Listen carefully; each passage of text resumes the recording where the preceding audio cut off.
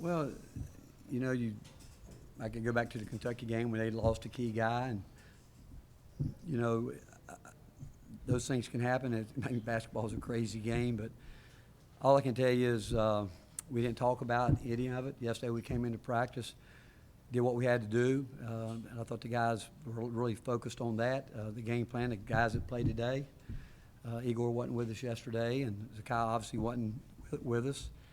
And when they gathered at the circle to get done, Jemai Meshach looked at every one of them and said, hey, we got enough right here. We got enough right here to get done what we need to get done, and we'll stick together, carry out the game plan, do what we're talking about here. And I'm as proud of these guys as any team since I've been here because of the way that they prepared for it and the belief that they knew they could go out and get a win. Rick, you didn't seem too concerned about Zakai's status yesterday when we spoke. I guess maybe what changed and what's the status of him going forward? He did get an MRI last night, and it showed no structural damage. But Chad will tell you, I tell him every day, you don't have to give me a medical report. I don't care. I'm going to coach who's out here. I don't look at it. I said, you come out and tell me something, I'll listen to you. But whoever's out here, we're going to try to get ready to play. And I know that if Zakai could have gone, he would have. Igor came in today. He did everything he could to get enough fluid in him, but he couldn't go. He fully wanted to try, but he couldn't. And but I think the way we handle it with those guys, we talk about once you get into conference play, you're going to have up and downs. You're going to hit some bumps in the road. You don't know what they are, but you expect them, and it's how we respond to them. And we talked about it last night. This is a chance to respond to a tough situation. Everybody had panicked because we weren't making shots. And like I said, we've lost 4 games to 4 really good teams and won a game against an outstanding team, a team that had beaten us by 30 a month ago. And I think it's just all the credit. And I thought that Chris Walker during his power talk this morning was awesome. He just said that I hope you guys know it's a blessing to have a chance to play in this game today, as it is for me to coach the game. And so we went about our prep, and I think our guys were focused and did what we needed to do to win a game today. What was your message to Jordan going in, maybe as the main facilitator, and how did you think that he Stay performed? Stay out of foul trouble. You know, the coaches early talked about maybe being aggressive, and I said, no, we can't, you know, maybe trapping the ball screen. I said, not early. We can't afford to, you know, start of the game, everybody's on edge, referees, everybody, and I don't want anybody to get fouls. And obviously Felix picked up 2 early ones there. But that was it. Knew we were going to have to do it. Knew we were going to save our timeouts, especially for the last 10 minutes in case we had to use them to rest Jordan, Shaq. We knew those guys would play a lot of minutes. But really proud of him and really proud of his cardio toughness. And I thought Chad really did something that we've been asking him to do.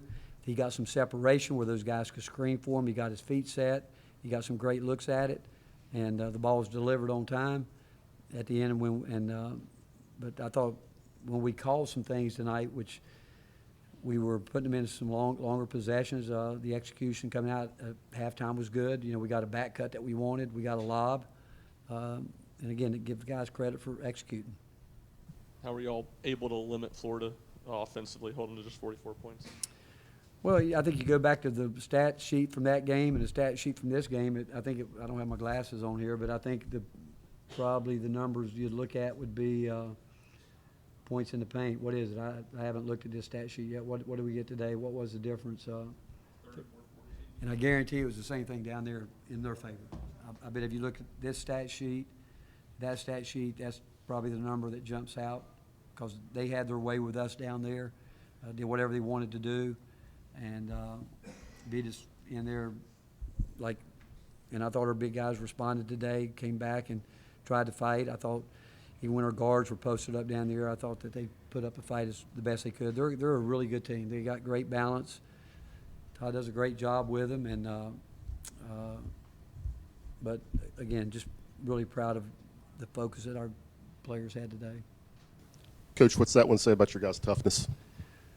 Well, I think it says a lot about our team, our program, and our players. I mean, you know, you guys know that we've tried to build the program on defense, and you know, we've lost 4 games. 3 of them we did not play defense at the level we needed to, and didn't shoot the ball well, and that compounds it. But when we're there and locked in, and we're in a league with some really good. I mean, Florida's an outstanding offensive team. Kentucky's an outstanding offensive team. Auburn, all of them, you name them. I mean, everybody in the league can do it, and for us to do that, I mean, I thought we knew it was going to be a real battle on the board with their length, and we got a lot of guys in there trying to go after the ball, but that's who we really are. I mean, you guys know that. We struggled offensively at times, but our defense has kept us in every game pretty much this year, and we needed a great performance today, and we got it.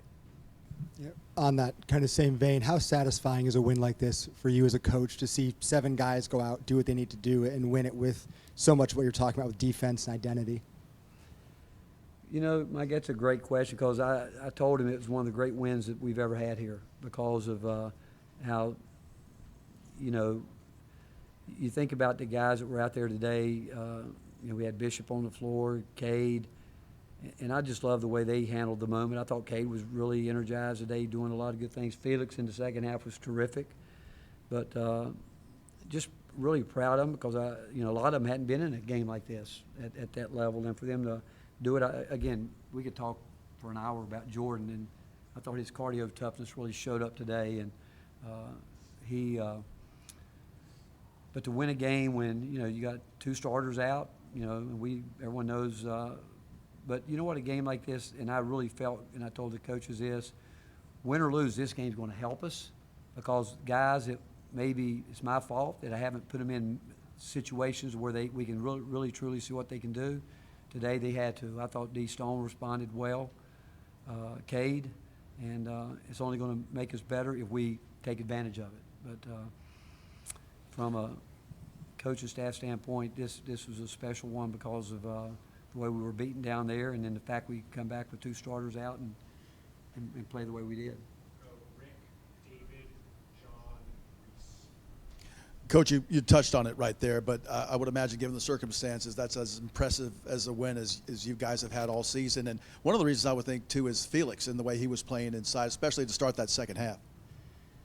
I thought a big play was when Shaq threw it to him in from the corner. He made that shot. I thought that was a big play for him. And you know, we were talking about 45 threes after the Kentucky game, and you know, 33 of them were uncontested.